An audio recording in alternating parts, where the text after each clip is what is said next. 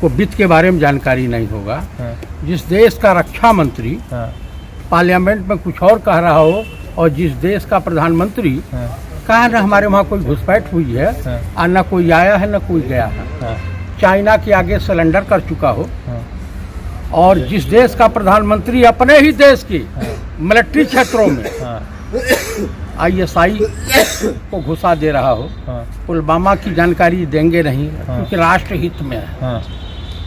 Pathankot airbase पे हमले हुए तो उसकी जांच पड़ताल करने पाकिस्तान की गुप्तचर एजेंसी ISI को बुलाया गया। क्या राह हमारे वहाँ खराब हो गई थी? IB है, तमाम इंटेलिजेंस एजेंसियाँ। अभी हम गए थे श्रीनगर, 30 तारीख से पहले वहाँ के नौजवानों को लगभग 50,000 की संख्या में हाउस अरेस्ट किया गया। उनको घरों से बाहर नहीं निकलने दिया गया ताकि राहुल जी की रैली में वहाँ की जनता, पूरे देश की जनता अब इनके कुकर्मों से आज ही जा चुकी है। अडानी कल तक टेंट लगाने वाले व्यक्ति को आप उद्योगपति बनाएंगे? वो टाटा बिरला डालमिया हैं क्या? संघर्ष उनका हिंदुस्तान के स्वतंत्रता आंदोलन में और किस तरह से हुए हैं? जनता का पैसा आप अडानी और जो है मुकेश अंबानी के वहाँ भेजोगे? क्या रिश्तेदारी है? देश के जितने चैनल हैं अमूमन, तो NDTV हो, गौतम अडानी की, मुकेश अंबानी के हैं। यहाँ के जो गोदी मीडिया के पत्रकार हैं बिकाऊ, 5 ठो पत्रकार हैं, प्रसून कुमार वाजपेयी, रवीश कुमार, अभिषार शर्मा, आशफा खानम शेरवानी, साक्षी जोशी, अजीत अंजुम, इन्होंने वो गोभी खोदना चालू किया है RSS की। तो कहावत है ना कि हम लोग हैं सनातनी ब्राह्मण। धीरेन्द्र शास्त्रिया के तरफ से हम हिंदू नहीं हैं। हम तो अलग वाले हिंदू हैं। हम हिंदू हैं ही नहीं। हिंदू कोई धर्म नहीं होता, सनातन धर्म होता है यार। कोई होता हो तो बता दीजिए, कोई हिंदू हो तो। सनातन धर्म की परंपरा एक अलग होती है, वसुदेव कुटुंब। फना का मतलब समझते हैं? अपने अंदर की बुराइयों को कुर्बान कर देना, वही होता फना। क्यों? अच्छा, वो तो ठीक है, मगर अडानी जी के ऊपर राहुल जी जो कह रहे थे बार बार, वो सत्य हो रहा है। अच्छा ये बताइए, राहुल जी ने जो भी कुछ कहा है क्या असत्य हुआ है? नहीं। हाँ, एक व्यक्ति कन्याकुमारी से पद यात्रा करते हुए और सीधे पहुंच जा रहा है श्रीनगर तक, कश्मीर से। ये बताइए, ये यात्रा जानते कौन किया था? नहीं जानू? नहीं। सनातन धर्म के आदि गुरु शंकराचार्य ने जी। दक्षिण से उत्तर, उत्तर से जो चारों तरफ अखंड हिंदुस्तान का, अखंड भारत का, अखंड आर्यावर्त का भ्रमण किया था और 4 पीठ स्थापित की थी। तो आपको ये नहीं लगता कि राम के आदर्शों को अपनाने वाला, आदि गुरु शंकराचार्य के बताए रास्ते पे चलने वाला और गांधी जी के विचारों से प्रभावित पंडित जवाहरलाल नेहरू को अपना आदर्श मानने वाला व्यक्ति अगर इस देश को नहीं पसंद आता है तो ये पंडित राहुल गांधी की दोस्त ने। पंडित है? हाँ पंडित है। बोलिए। मतलब कहा करने वाला और एक जात से पंडित दो अलग अलग। मैं आपको कह रहा हूँ कि पंडित हैं। और बोलिए। पंडित तो वही ना जो तमाम शादी ब्याह करवाए। पंडित का मतलब आप क्या समझते हैं?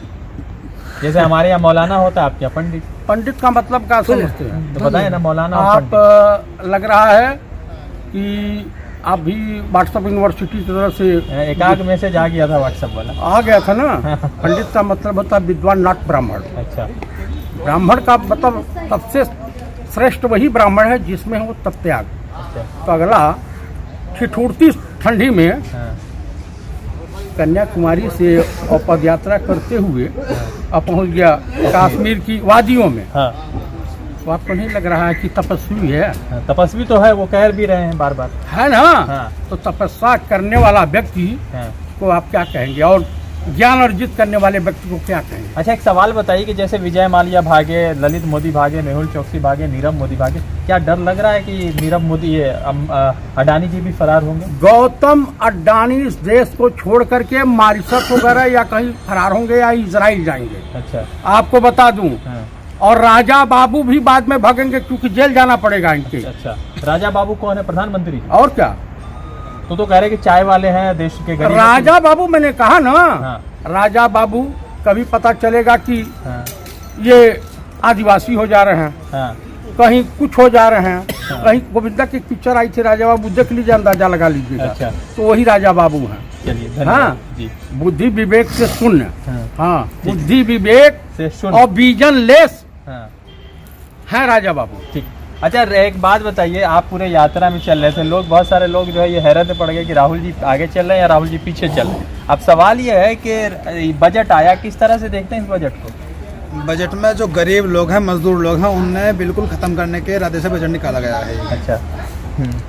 किसान, पिछले बजट में बोला गया था किसानों के लिए कि हम इतना पैसा खर्च करेंगे, लेकिन अब के बजट में अगर ध्यान से सुना जाए तो वो इतना पैसा खर्च नहीं हुआ जितना बताया गया था पिछले बजट में। तो 7 लाख रुपए में कोई टैक्स नहीं, मगर सवाल ये है कि 7 लाख रुपया आएगा कहाँ से?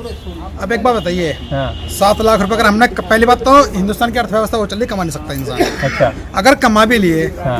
1200 का सिलेंडर हो गया, बिजली का बिल हो गया, पानी का बिल हो गया, और आटा दाल चीनी चावल सब धंधे इतने महंगे हो रहे हैं, हाँ। 7 लाख तो बराबर हो जाएंगे पहले। अच्छा, तो आप जब ये बजट सुने तो कैसा लगा? जैसे देश की अर्थव्यवस्था हाँ। सुन के झटका लगता है, वैसे झटका लगा। अच्छा जी। तो अडानी जी के बारे में क्या विचार है? जो आपके गुरु जी हैं राहुल जी, वो तो अडानी जी पर हमेशा आक्रामक रहते हैं, आपके क्या विचार है? देखिए, राहुल जी ने जितनी बात बोली अब तक सारी सत्य निकली। अच्छा। उन्होंने कोरोना पे बोला, पहले आकर कर दिया था कि कोरोना आने वाला है, भारत में संकेत दिख रहे हैं, आप सतर्क रहिए। हाँ। लेकिन सरकार ने कोई उसके ऊपर कार्रवाई नहीं की और फिर हालत खराब हुई देश की। हाँ। और उन्होंने ट्रम्प के बारे में बोला कि ये ट्रम्प, नमस्ते ट्रम्प वाला सिस्टम मत बनाइए, वरना इंडिया को नमस्ते करनी पड़ेगी। अच्छा। और ऐसे ही हुआ। हाँ। और ऐसे जो राहुल जी अब बोल रहे हैं वो भी सत्य हो रहा है। अच्छा। राहुल जी की सारी बात सत्य हो रही है। कोरोना पर भी सत्य रही और उसके बाद चाइना पर भी सत्य रही और अब अडानी पर भी सत्य हो रही है। सच होगी, बिल्कुल सत्य निकलेगी बात सारी। अच्छा। तपस्वी लोग हैं, तपस्वी की बात कभी गलत साबित नहीं होती। अच्छा, तो ये बताइए कि बेरोजगार युवाओं के लिए इस बजट में कुछ भी नहीं है, न बेरोजगार युवाओं के रोजगार पर कुछ है, न महंगाई पर कम है, बस 7% दिया गया, वो भी उन लोगों के लिए जो हिंदू में अनडिवाइडेड फैमिली है, NRI नहीं है, मतलब इसका एक झांसा दिया गया है, मगर उसका सत्य कुछ नहीं है। तो जब बजट देखा तो आपको निराशा भी हुई होगी, तो क्या बेरोजगार युवाओं का जो दिल था वो और टूटा होगा आपके हिसाब से? एक बात बताइए मुझे, पहले मोदी सरकार ने वादा किया था 2 करोड़ नौकरी हर साल देंगे, क्या कभी दे पाए? 1 करोड़ दे पाए? नहीं। इन्होंने क्या काम किया? देखिए, 2004 से और 14 तक की जो 23 करोड़ जनता जो है गरीबी रेखा से ऊपर पहुंची थी, लेकिन इन्होंने 2014 के अब तक वही उलट कर दिया, सारी गरीबी रेखा के नीचे पहुंच गई जनता। इतनी बेरोजगारी फैली है देश में कि युवा जो है आज के टाइम में पढ़े लिखने के बाद आत्महत्या करने के लिए मजबूर है। किसानों की बात ले लीजिए, किसान इतना परेशान है, मैं खुद एक किसान हूँ, मुझे अपनी सिचुएशन का पता है कि मैं गुजारा मेरा कैसे होता है। इन्हों को, अगर मैं एक किसान हूँ, किसानों को कुछ सीढ़ी बताऊँ तो वो ज़्यादा गलत दिखती है। जब किसान अपने खेत में जोतने जाता है तो उसे डीजल महंगा मिलता है। जब किसान, मतलब बीज और दवाई हर चीज़ किसान के लिए महंगी है, जब उसे पका के मंडी में लेके जाता है तो उसे माइनस में आता है। तो क्या लग रहा है कि कांग्रेस की सरकार आएगी तो ये चीज़ें बदल जाएंगी? राहुल जी ने एक मुद्दा उठाया है बेरोजगारी का, अगर मुद्दा उठाया है तो इसे कंप्लीट करने की पूरी कोशिश भी करेंगे। तो लगातार जिस तरह से पूरे देश भर में जो बजट को लेकर अमृत काल कहा जा रहा है, मगर सच माने तो ये अमृत काल नहीं है बल्कि एक विनाश की तरफ ये बजट रहा, क्योंकि ना कुछ गरीबों को दिया गया, ना सिलेंडर सस्ता हुआ। सस्ता क्या किया गया? मोबाइल फ़ोन सस्ता किया गया, सस्ता किया गया जो है सिगरेट, बैटरी सस्ता किया गया, सिगरेट महंगा हुआ, और जो चीज़ें जो आम जीवन से जुड़ी हुई, ना सिलेंडर, ना पेट्रोल, ना CNG, ये तमाम चीज़ें वैसी की वैसी रही। और सबसे महत्वपूर्ण चीज़ ये है कि इस पूरे बजट में जो 7 लाख तक का जो एक झांसा दिया गया कि 7 लाख तक कोई टैक्स नहीं है, उसमें भी अगर आप जो है स्लैब देखेंगे तो एक नया जो है स्लैब मतलब कि धारा जो इनकम टैक्स की आर्टिकल है 78, उसके अनुच्छेद आप जाएंगे तब ये चीज़ें आपको फायदा होगी, जिसमें तकरीबन 60% लोग आते ही नहीं है। तो ये तमाम तरह की चीज़ें हैं और तमाम तरह के बजट के ऊपर है। देखते हैं कि आगे इस बजट के ऊपर जिस तरह से लोगों की प्रतिक्रियाएं आ रही थी उससे क्या कुछ अपडेट होगा, आपको तमाम अपडेट देंगे। रज़ा अंसारी की रिपोर्ट।